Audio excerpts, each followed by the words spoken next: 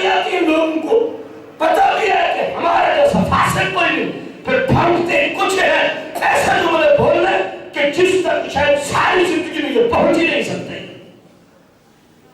پہلے محبت میں تو بندہ سچا ہو گیا، چہرہ دیکھو تو یہودیوں جیسا۔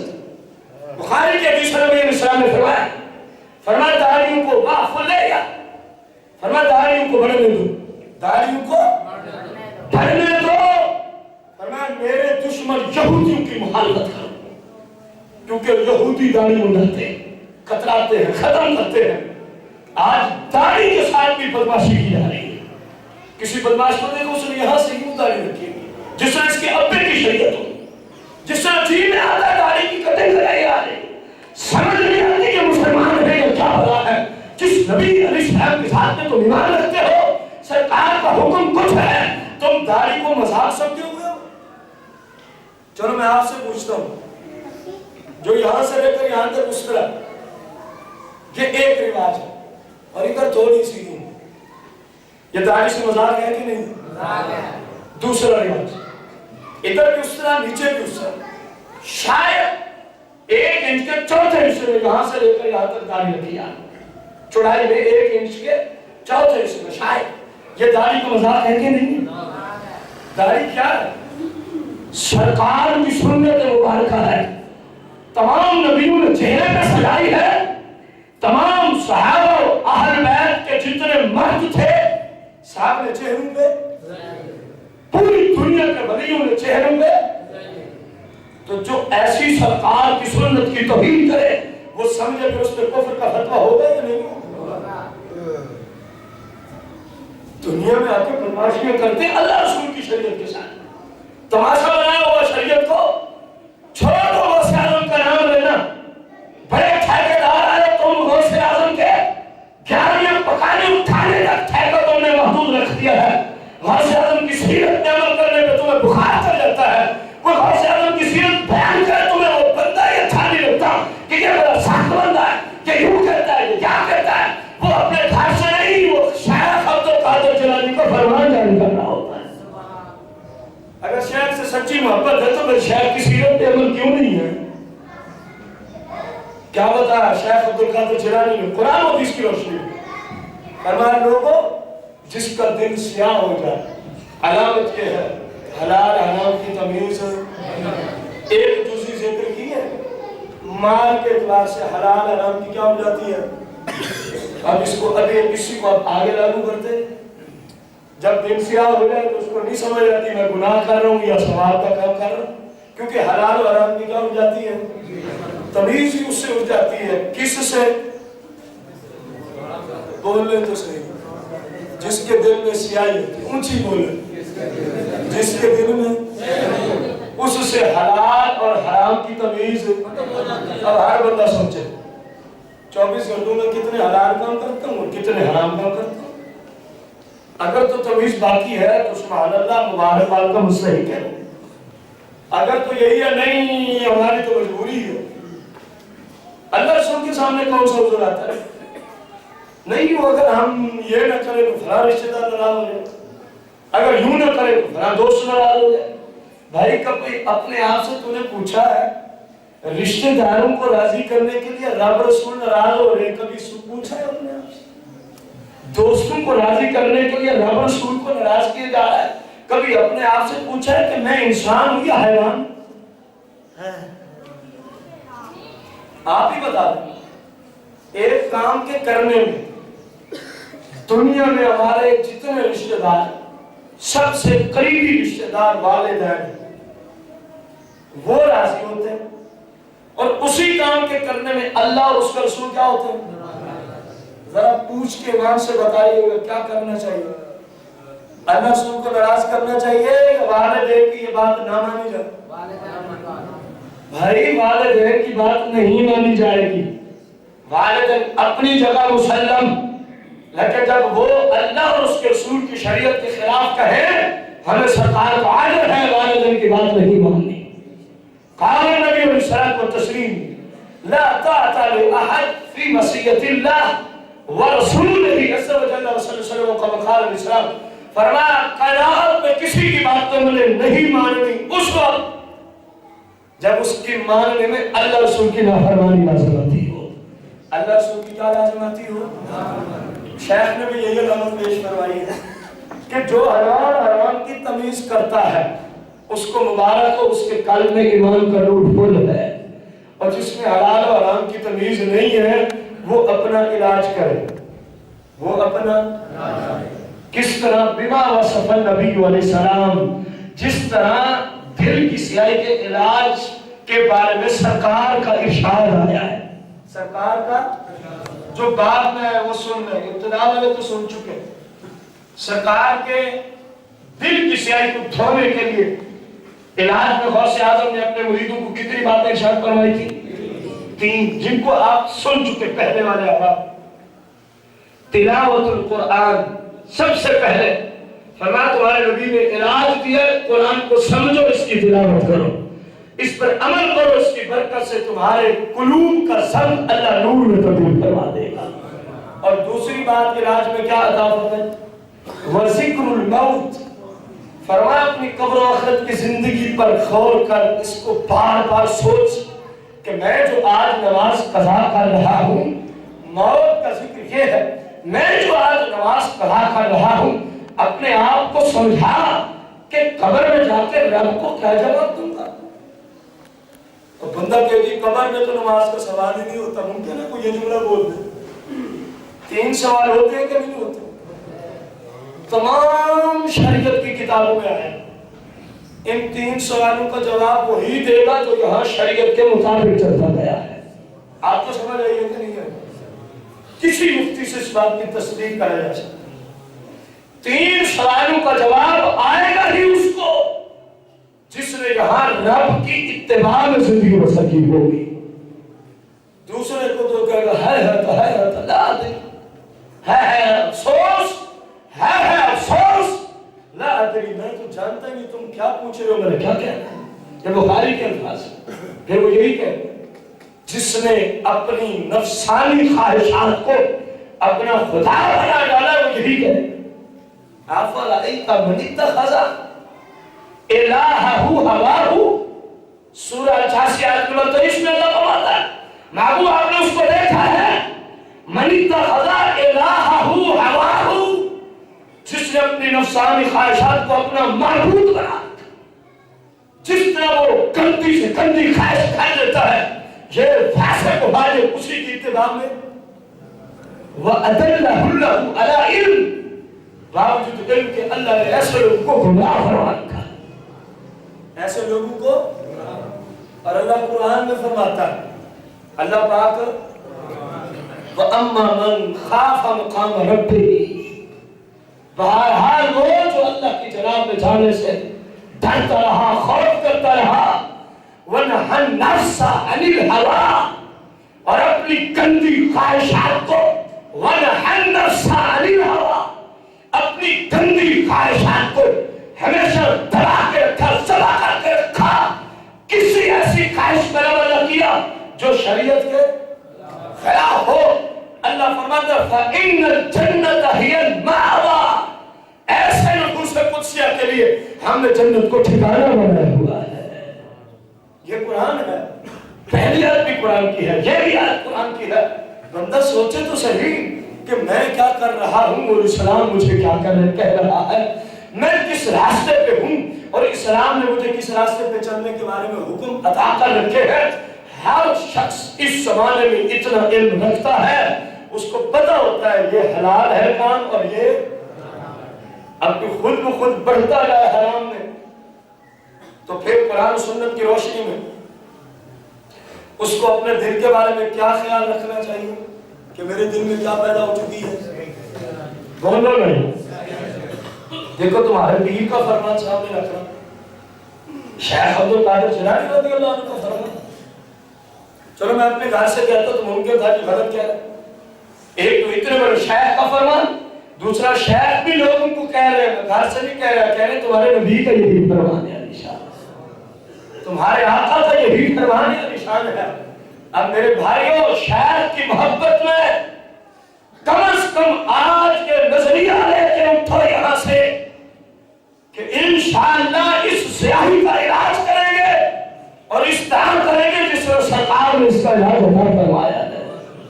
اور جب علاج کرو گے تو انشاءاللہ پوری دنیا، شیخ نے اسی خطبے کے آخر میں فرمایا جب بندہ علاج کر کے ختم ہو جاتا ہے، جب بندہ علاج کر کے ختم ہو جاتا ہے، فرمایا پوری دنیا کتنے لوگ آ جائیں، فرمایا سر سے لے کر پاؤں تک ایڑی اور سر کا زور لگا دے. غوث اعظم نے اپنے مریدوں کو اسی خطبے میں آخر میں ارشاد فرمایا، فرمایا وہ بندہ کبھی بھی خلاف شرع کام نہیں کرتا جو علاج میں عطا ہو جاتا ہے، جو اس علاج کرنے میں کامیاب ہو گیا. فرمایا اب ایک تو دوست نہیں، 4-5 نہیں، 10-20 نہیں، 2-4 رشتے دار نہیں، ہزاروں نہیں، گھروں نہیں، فرمایا پوری دنیا بھی اپنے پورے جسم کا زور لگا لے، جو علاج صحیح کر لیتا ہے پھر وہ رب کی نافرمانی کبھی کرتا. اور غوث اعظم فرماتے ہیں ایسے ہی شخص کو فرمایا فَيَتُوبَ لِلرُّحَمَاء، کہ ایسے لوگوں پر جو اللہ کی شریعت کے مطابق چلے، ایسے لوگوں کے لیے خوشخبریاں ہی خوشخبریاں ہیں، خوشخبریاں ہی. شیخ عبد القادر جیلانی رضی اللہ عنہ نے اسی خطبے میں، کیونکہ ہم نے جو آپ کا خطبہ شروع کیا ہے، اگر ہم اس کو لفظ بلد آپ کے سامنے رکھیں تو میرے خیال میں اس کے لیے کم از کم ہمیں 1.5 سے 2 ماہ درکار ہے جمعے کے اعتبار سے کہ ہر جمعہ ہم آپ کو پڑھائیں. یہ ایک خطبہ ہے شیخ کا، اور وہ بھی ہم اپنے ناقص علم کے اعتبار سے عرض کر رہے ہیں. تم علم والا ہو تو بھلے زندگی ہی اسی خطبے پہ گزارتے ہیں، ہم تو اپنے ناقص کمی علم کی وجہ سے یہ جملے عرض کر رہے ہیں. غوث اعظم رضی اللہ عنہ نے آگے چل کے ارشاد فرمایا ہے، فرمایا دع عمرکم فی اکلوا واکلنا وشربوا وشربنا ولبسوا ولبسنا وجمعوا وجمعنا. فرمایا تم کب تک اپنی عمر کو ضائع کرو گے اس کام میں؟ کیا فرمایا غوث اعظم؟ کب تک اپنی عمر کو، زندگی اور حیاتی کو ضائع کرو گے اس، وہ کام کیا ہے؟ قربان جاؤں، ولی ہو تو ایسا ہو، پیر ہو تو ایسا ہو، جو کلام فرمایا جب سنیں گے نا، مانے یا نہ مانے، دل اس کا گواہی ضرور دے گا کہ واقعی اس طرح ہو رہا ہے، واقعی اس طرح. شیخ عبد القادر جیلانی رضی اللہ عنہ فرماتے ہیں دع عمرکم، تم نے اپنی عمر اسی کام میں ضائع کیا. کیوں کو فرما رہے جو آج سے 950 سال پہلے 12 ذوالحجہ کا دن تھا، جمعہ المبارک تھا، صبح کی نماز کا ٹائم تھا، نماز کے بعد کا ٹائم تھا، بغداد شریف تھا، جامعہ قادریہ تھا، اور خطبہ دینے پہ غوث اعظم بیٹھا ہوا تھا. آگے آپ کے مرید سن رہے تھے، آپ فرما رہے تھے دع عمرکم، کب تک اپنی عمر اس کام میں ضائع کرتے جاؤ گے؟ کس کام میں؟ فرمایا فی اکلوا واکلنا، کہ ہم یہ کھاتے ہیں اور وہ تو وہ کھاتا ہے. ہمارے پاس کھانے کو یہ ہے، ان کے پاس یہ اور یہ کھانے کو ہوتا ہے. فرمایا وشاربوا وشربنا، اور تم کب تک اپنی عمر کو ضائع کرو گے؟ وہ یہ پیتے ہیں، ابھی تک ہم یہ پی سکتے، ان کے پاس یہ بھی پینے کی ہے، وہ چیز بھی پینے کی ہے، یہ بھی پینے کی ہے، اور ہم نے ابھی تک وہ چیزیں پی کب تک؟ فرمایا اس وَلَبِسُوا وَلَبِسْنَا، اس نے اس درجے کا سوٹ پہنا ہوا ہے، اس درجے کی سواری پہ سوار ہے، اس طرح کے اس کے جوتے ہیں، اس طرح کا اس کا موبائل ہے، اور تو سوچتا ہے میرے پاس ابھی ایسا سوٹ نہیں، ایسا میرے پاس جوتے نہیں، ایسی گاڑی نہیں، ایسا مکان نہیں. غوث فرماتے ہیں اے میرے مریدوں، کب تک ان کاموں میں زندگی کو برباد کرتے رہو گے؟ کون فرما رہے ہیں؟ کن سے فرما رہے ہیں؟ عیسائیوں سے، یہودیوں سے، مشرکین سے، بھائی مسلمانوں سے فرما رہے ہیں. فرمایا یہ کس گندی رسم کی طرف تم منتقل ہو چکے ہو کہ فلاں کی یہ گاڑی ہے، میرے پاس ابھی یہ نہیں، सामने धाका मारेगा, चोरी करेगा, बैंक लूटेगा, यतीमों का हक खाएगा, फुकरा और मिस्कीन का हक मारेगा, मसाजिद मदारिस और बाग के माल खाएगा, तब जाके उस तरह की गाली देगा, क्योंकि अपने पास तो है और बैठा है। इसी बात में वो इस्लाम की गाली में जाते हैं, हम क्यों कहते हैं उसके पास कहाँ है, हम शैतान भी अभी कर रहे हैं। फरमा कब तक इन कामों में अपनी उम्र बर्बाद करोगे? फरमाया अल्लाह से डर जाओ। हो से बाप ने फरमाया लोगों अल्लाह से और वो करो जिसका हुक्म तुम्हारा रब तुम्हें देता है, और वो काम करो जिसका हुक्म तुम्हारा रब तुम्हें देता है। सरकार हो से बाप रज़ी अल्लाह तआला अन्हु ने इरशाद फरमाया है कि वस्तायु मिन्हु क़ब्ला लिक़ाइही, ऐ लोगों अपने रब से हया करो उसकी जनाब में जाने से पहले, क़ब्ला लिक़ाइही उसकी बारगाह में खड़े होने से पहले अपने रब से क्या करो, हया करो। हया करो, हया क्या है? गौस फरमाते हैं जिस काम के करने का तुम्हारा रब तुम्हें हुक्म देता है उसको कर डालो, और जिस काम के करने से तुम्हारा रब तुम्हें रोकता है उससे रुक जाओ, उस काम से। फरमाइए अल्लाह से बंदे का हया है। कब कहेंगे कि ये अल्लाह से हया करता है? जिसके घर में टेलीविजन, फिर उस पे फिल्में, ड्रामे, गाने बाजे, कलियों नाचे, यहूद और नसारा का निशान उस मीडिया के जरिए इसके बच्चों को जहर की सूरत में पिलाया जाता हो, कहेंगे ये बंदा हया करता है उससे? बोलो तो सही। जब मैं गलत बात कहूं या झूठ कहूं, आपको खड़े होके फौरन मुझे डांट देने की मेरी तरफ से इजाजत है, और मैं आपका शुक्रिया अदा करूंगा कि आपने मुझे एक गलत बात से समझाया है, रोका है, क्योंकि मैं इंसान मुमकिन है भूल जाऊं। अगर सही बात हो तो कम से कम इतना तो साथ दिया करें, जहां बोलने का वक्त है बोल तो बना करें। कौन फरमा रहा है?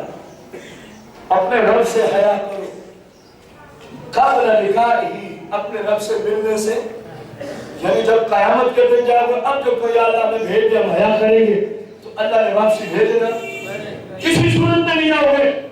फरमा अब हया करो, और हया क्या है? जिसके करने का आर्डर है उसको कर डालो, जो मरता है उसको मारो, आपके शरीयत पे चलने से कोई मरता है उसको मारो, और जिस काम से अल्लाह रसूल ने रोक दिया है उससे रुक जाओ। आपके रुकने में कोई नाराज होता है तो उसको नाराज कर डालो, उसको नाराज कुछ नहीं होता। कब्र में अल्लाह रसूल का साथ होना, ये लोगों ने हमें साथ नहीं देना, तो लोगों की खातिर क्यों हम रब रसूल को नाराज करके जाए? उससे बेहतर बंदा वैसे ही मर जाए। रब रसूल को नाराज ना करो। अब सोचो, अपने आप से पूछो, हम अपने रब से कितना हया करते हैं? 5 वक्त की नमाज पढ़ने वाला अल्लाह से हया करने वाली चीजों में से एक चीज है कि नहीं? क्योंकि उसका हुक्म है। पूछो अपने आप से कितनी नमाजें अदा करते हैं? करते हैं तो उन हयाओं में से एक हया है, क्योंकि उसका हुक्म है ना कि इसको करो। फर्ज के बगैर गुजारा होता, और इसकी झूठी अकल कहते नहीं दुकान बंद करेगा तो गाहक निकल जाएगी।